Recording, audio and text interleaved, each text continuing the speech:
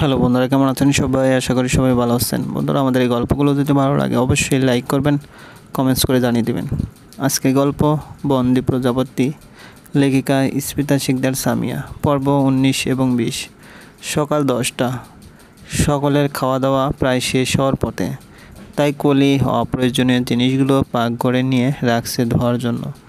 মাছের তরকারি কড়াইটা নিয়ে যাচ্ছিল, এমন সময় রাকিব তাকে উদ্দেশ্য করে বলে উঠল, কলি দাঁড়াও। অগাত্য কলি বাটি সই ফেরত এসে স্বামীর চেয়ারের পাশে দাঁড়ালো। এখনও খাওয়া হয়নি তার। ক্ষুধায় শুধু পেটই মোচড় দিচ্ছে না, বরং মাথাটাও বড্ড ব্যথা করছে। মাইগ্রেনের ব্যথা কিছুদিন পরেই উপস্থিত হয় আক্রান্ত রোগীদের জীবনে। রাকিব নিজের মা বাবাকে উদ্দেশ্য করে বলতে লাগলো, মা, 2 দিন পর কলির ছোটো বোন কেয়ার এঙ্গেজমেন্ট, তাই আব্বা আম্মা দাওয়াত দিয়েছে। বলেছে আজ যেতে, তো ভাবছিলাম আজ বিকেলে যাব ওকে নিয়ে। তুমি কি বলো? কোলের শাশুড়ি বেশ আবেগী গলায় বললেন, যাবি নাকি তা তোর ব্যাপার, আমাকে এখন কি আর জিজ্ঞেস করবি? আমার কথার আদৌ কি কোনো দাম আছে তোর কাছে? না হলে এত বড় সুসংবাদ আমাকে না দিয়ে থাকতে পারতি।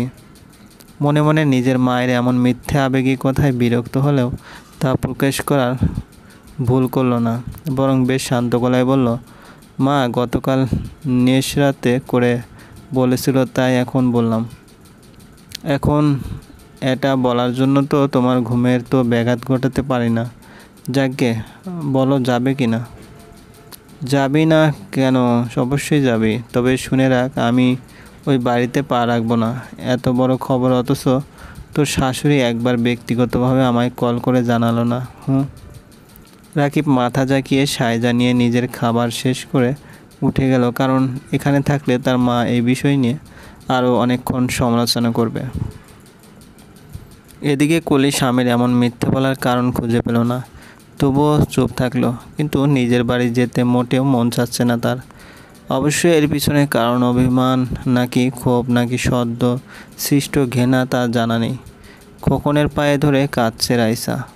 তার দেমাগ ও অহংকার আজ তার শরীর থেকে বের হয়ে মাটিতে মিশে যাচ্ছে, শুধুমাত্র নিজের সংসার বাঁচানোর জন্য। কাঁদতে কাঁদতে বলছে, প্লিজ আমাকে ক্ষমা করো, শেষবারের মতো সুযোগ দাও, কথা দিলাম নিরাশ হবে না। খোকন মুখ ফিরিয়ে নিল তার থেকে, তবুও হতাশ হলো না, বরং শাশুড়ি মায়ের পায়ে ধরল। করুণ চোখে তাকিয়ে কাঁদতে কাঁদতে বলে উঠল, আম্মা, আমাকে না বিয়ে করে নিয়ে আসার পর নিজের মেয়ে বলে জড়িয়ে ধরেছিলেন, তাহলে আমি তো আপনার মেয়েই। সন্তান ভুল করলে মায়েরা তো ক্ষমা করে দেয়, তাহলে আপনিও দিন না আরেকটা সুযোগ। মায়ের মন লায়লা বানুর। প্রথম থেকে ওনার কন্যা সন্তানের জন্য মনটা বড্ড কাঁদতেন। মমতাময়ী তো পুত্রবধূকে প্রথম সাক্ষাতেই নিজের কন্যা ভেবেছিলেন। সে মা না ভাবলেও, তাই নিজের মমতার কাছে হার মেনে নেন, পায়ের থেকে উঠিয়ে নেন রাইসাকে এবং আলতো হাতে জড়িয়ে ধরে। মায়ের কাছে কন্যা শুধু সন্তানই হয় না, বরং প্রয়োজনে তার লুকায়িত সুখ দুঃখের সাথী, প্রিয় বান্ধবী এবং উপদেশদানকারীও হয়ে থাকে। তাই প্রতিটি নারীরই একজন কন্যা সন্তান জন্মদানের সুপ্ত ইচ্ছে থাকে। মোম দরজার কাছটায় দাঁড়িয়ে সম্পর্কহীন এক পরিবারের মিলনায়তন দেখে তৃপ্তির হাসি হেসে। ঠিক তখনই তার চোখ পড়ে লায়লা খালার দিকে। সে মোমের দিকে তাকিয়ে ইশারায় বলছেন, ধন্যবাদ, আমাকে ধ্বংসের মুখ থেকে ফিরিয়ে আনলি তুই। মোমো ইশারায় বলেছিলাম না, আল্লাহ যা করে ভালোর জন্য করে। ঘণ্টাখানেক আগে রাইসার বাসা থেকে তার বাবা, মেজো ভাই ও মা এসেছেন মেয়ের সাথে হওয়া অন্যায়ের প্রতিবাদ জানাতে। দরজার সামনেও জানালায় উকিঝুঁকি মারছে পাড়াপড়শির নারীরা, বিচার সভা ও ঝগড়া দেখার জন্য। বাঙালিদের, বিশেষ করে বাঙালি নারীদের এক অদ্ভুত শখ পারিবারিক ঝগড়া দেখার, আর তা যদি হয় পাশের বাড়িতে, তাহলে তো কথাই নেই, বেজায় ভিড় পড়ে যাবে সেখানে। খোকন ভয়ে ভয়ে বসে আছে তাদের সামনে। ঘরের এক কোণে গুটিসুটি মেরে মাথা নিচু করে বসে আছে তার মা, আর তার স্ত্রী তার পাশে বসে আছে কাঁদো কাঁদো মুখে। কেউ কিছু বলছে না দেখে রাইসার বাবা গলা খাঁকড়ি দিয়ে গম্ভীর গলায় বলতে লাগলো, দেখো খোকন, আমার সোনার চামচ মুখে নিয়ে জন্ম নেওয়া মেয়েকে তোমার মতো ছেলে হাতে তুলে দিয়েছি শুধুমাত্র সে তোমায় ভালোবাসে বলে। কিন্তু তুমি কি মর্যাদা রাখলে আমার বিশ্বাসে?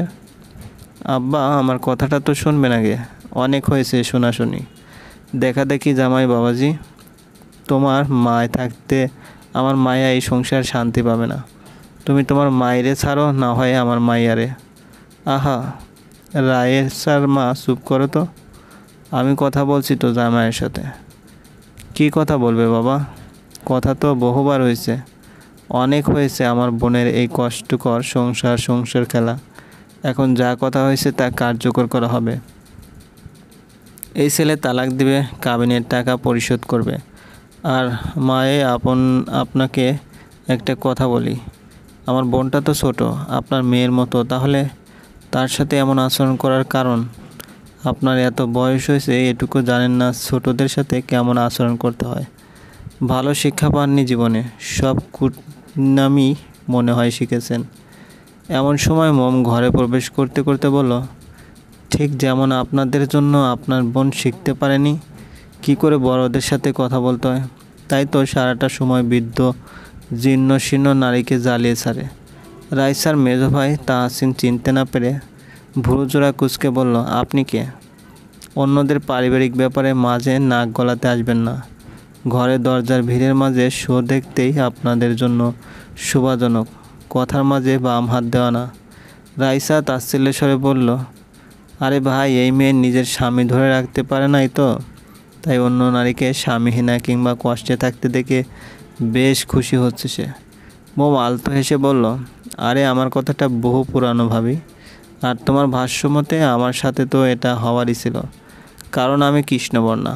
আর আপনি কি বলেছিলেন? খালাকে যে সে বয়সে বাড়িয়েছে কুটনামি বুদ্ধি শিখে শিখে। তা আপনাদের পরিবার কি মেয়েকে শিক্ষা দিয়েছেন কি করে শাশুড়িকে হেনস্থা করতে হয়? নিশ্চয়ই আপনার ওয়াইফ আর ভাবিরাই আপনার মাকে দিয়ে বাড়ির সব কাজ করায়, কাজের লোকের মতো ট্রিট করে এবং নবাবের বিটি বলে সম্বোধন করে। আর আপনার মাও মনে হয় তার শাশুড়িকে। সে শেষ করার আগে রাইসার মা খেকিয়ে ওঠেন, এই মেয়ে, কী বলছো তুমি এসব?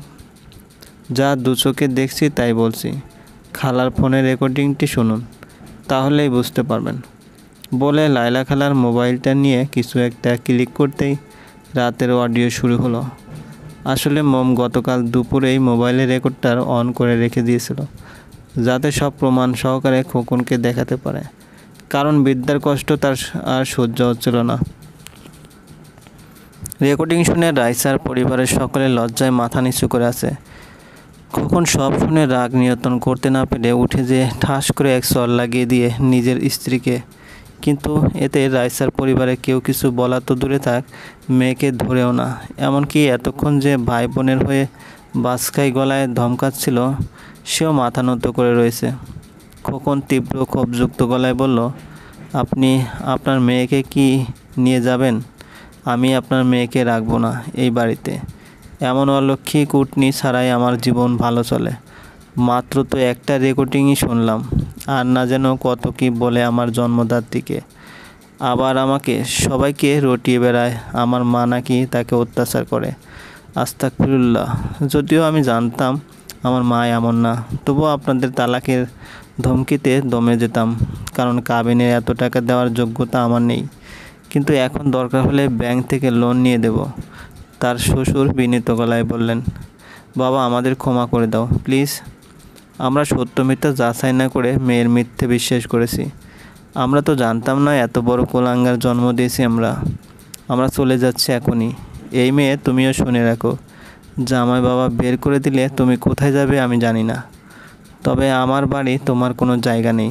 চলো রায়ান আর রায়ানের আম্মু। বাবা।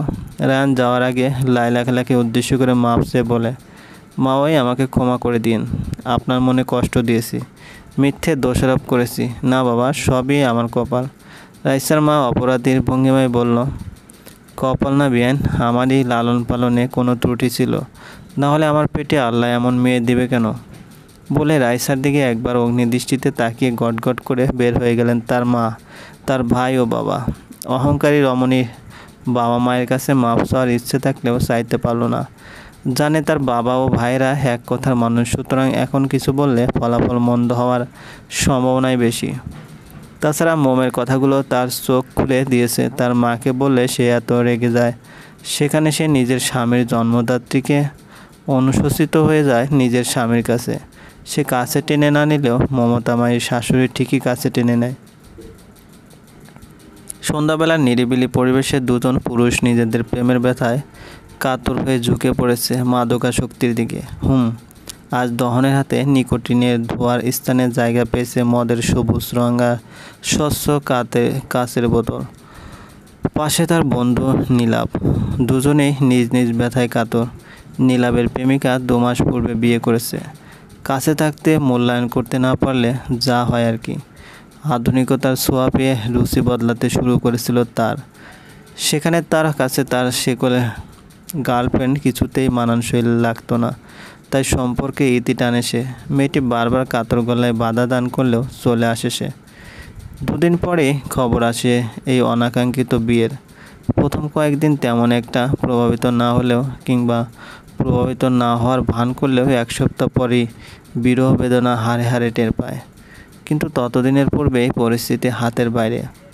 ফাস্টফুড ও অন্যান্য আধুনিক এবং বিদেশি খাবার মাঝে মাঝেই ভালো লাগে মানব চিত্তে।